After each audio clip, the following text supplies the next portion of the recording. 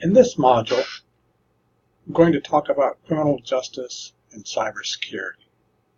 Typically, when folks think about cybersecurity, they might be inclined to think about cybersecurity as a technological issue, as a computer science issue, and there all too often is very little thought given to how cybersecurity relates to criminal justice.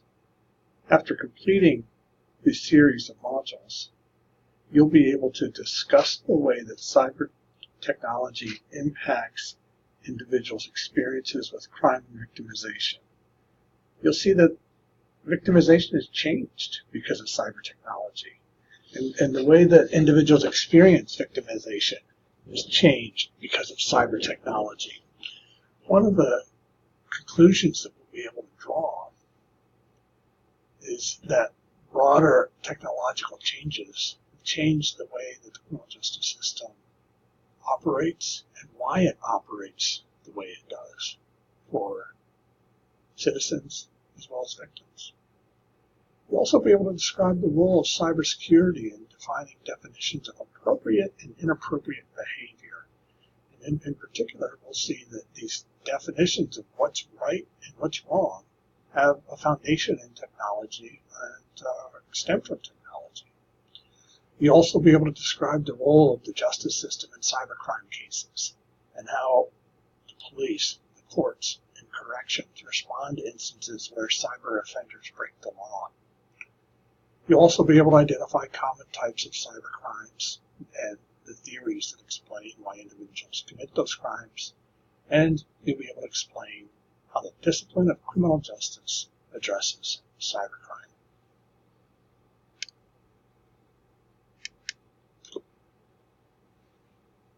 So what I'm going to talk about here, three different things. We're going to talk about what we'll call the discipline of criminal justice and cybersecurity. Then I'll talk about types of cybercrime, ranging from many that you are familiar with to many that might be new to you.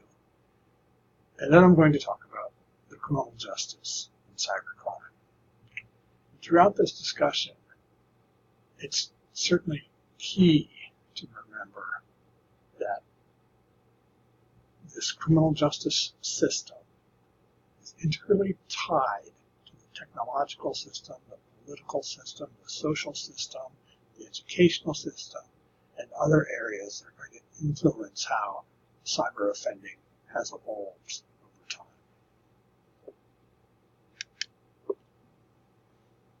So let's start with the discipline of criminal justice and cybersecurity. There's 10 different areas I'm going to cover. This first module will cover just a couple of these over about 15 minutes or so.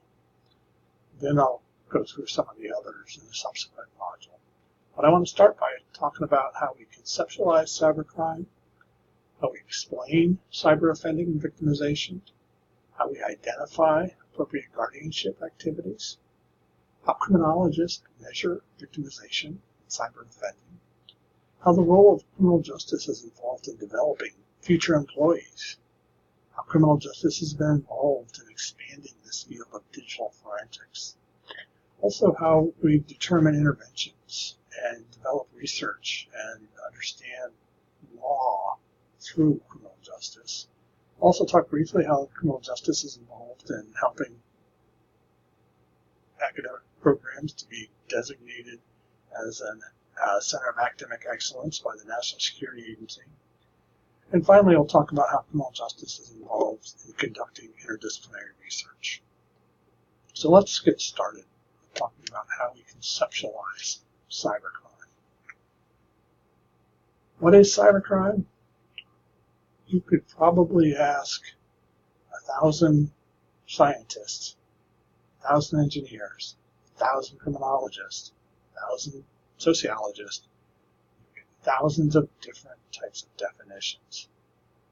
What I would suggest is that there's a couple of different frameworks that we can look at that help us try to understand cybercrime. For example, some might define cybercrime from a legal perspective. Now, simply put, a legal definition would be something like This is cyber-related behavior that's against the law. Some of the prominent cyber criminological lawyers are people like Susan Brennan.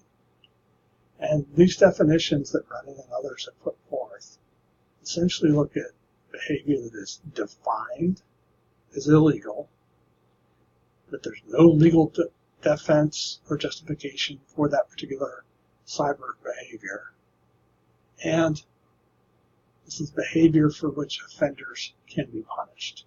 Now, if we were in a pure criminal justice or law class or criminology class, we might spend a lot more time talking about each of these aspects of a legal definition of crime.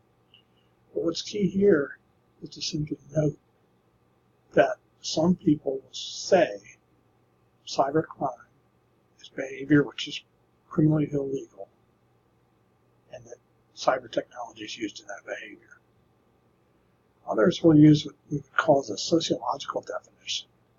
And this definition simply suggests that this is cyber-related behavior the society describes as wrong, regardless of the legality.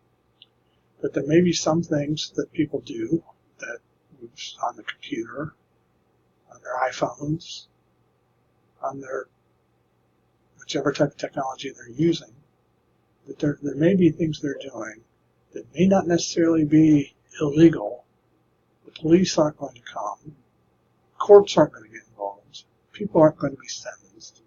But that behavior might, in fact, hurt someone.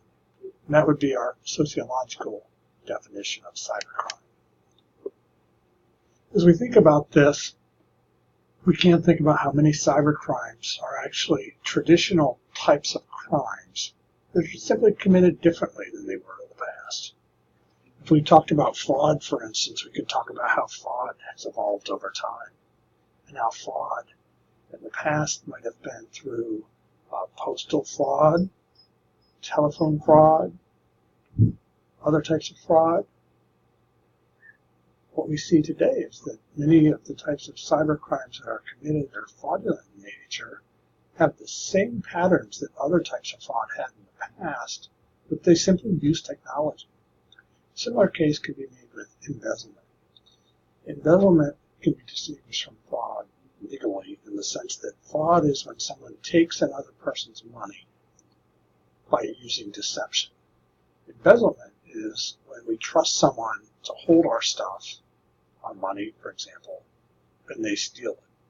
So that element of trust is a distinction between fraud and embezzlement. Now, with embezzlement, it was done in probably simple ways in the past, where someone might be physically holding another person's money, if it's a treasurer or something like that. Whereas today, you don't have to physically hold that property. You could access that property through cyber technology. Same thing could be said about bullying. Bullying has changed over time. The behavior, bullying, offender, victim, those dynamics remain the same. But the way that people bully has changed with technology. Now, there's other types of behaviors that are new crimes that didn't exist until we had technology. Distributed denial of service attacks would be an example where offenders would work to bring down a network and to keep customers away from a particular business or company and make it so when companies' cyber technologies don't work. This type of crime didn't exist a couple decades ago. Unauthorized access using cyber technology. Now, certainly people could break and enter physically into people's property in the past. That's what we call burglary. But the notion that people would break and enter into cyberspace, that's a relatively new type of behavior in the last couple of decades. So this would be what we would consider to be a new type of cybercrime. Now, as we talk about cybercrime and how we conceptualize cybercrime, one of the points that's worth stressing is that there's a number of myths that people have about cybercrime. A number of myths that make it harder for us to respond to these offenses because people don't necessarily accurately understand the behavior. One of the myths is that most cyber criminals are skilled hackers. Now, what we know, in fact, is the vast majority of cyber offenders have limited technological skills. Even among the hackers, many of them are what we will hear and see are being called newbies, and that they simply learned how to commit their crime by reading a few manuals online. So you don't need to be a skilled hacker to commit a cyber offense. Another myth is that cybercrime can be prevented with virus protection software. This one is certainly a myth, in that people think that simply because they have this protection that they're safe. Now, virus protection may protect against viruses, but it's not going to protect against fraud. It's not going to protect against someone figuring out what your password is. It's not going to protect against a number of different types of cyber offenses. Another myth is that virtually all cybercrimes occur because of technological problems with software or hardware. There's a saying, and you'll hear all sorts of scholars and experts and practitioners say it, and it's that the problem is in the chair and not the software or hardware. And what that means is that most of the time when we see these offenses happen, it's because of human behavior. That's why this response to cybersecurity truly needs to be an interdisciplinary response. We also can note that another myth is that the criminal justice system has primary responsibility for preventing and responding to cybercrime. This one, in fact, I would encourage you to think about what would happen if you called the police because your computer got a virus. Or even if you had something stolen through technology. We often think the police are the ones that are going to help us fix it. And this isn't to say that the police and the courts don't play a role in responding to cybercrime, but it certainly is to say that we need to have a concerted effort in trying to respond to cyber offending. We can't expect the police, the criminal justice system, to do it by themselves. It's also a myth that cyber criminals have higher IQs than the general population. There's been no studies that show that. There have been some studies on high IQ offenders in general, but even those studies don't find many differences between those offender types. It's also a myth that if a cyber criminal is caught, they don't go to prison. In fact, when they are caught and they're brought into the justice system, one thing they're going to see is that they almost always go to prison because their offenses are so serious and harmful. Another myth is that cybercrime is different from white-collar crime. Now, I should point out it's not the same as white-collar crime, but one of the key components that we talked about when we talked about business and cybercrime was that notion that there is actually a little bit of overlap between cybercrime and white-collar crime. We need to recognize and appreciate that overlap in order to fully understand both types of cybercrime and white-collar crime. Some cyber offenders might actually be simply committing their crime at work, which makes them both white-collar offenders and cyber offenders. And then finally, final myth we'll point out here is that cybercrime is always bad. Now, this one is a key one, and it's not to say that cybercrime isn't bad, because certainly it must be, right? With all the harm that we've talked about and that we'll continue to talk about.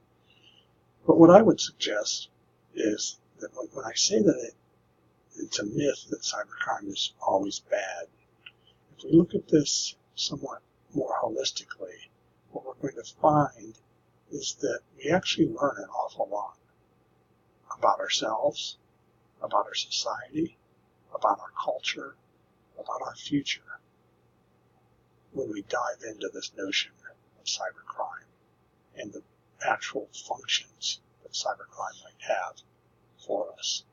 So in the next submodule, we're going to spend some time talking about some of those myths.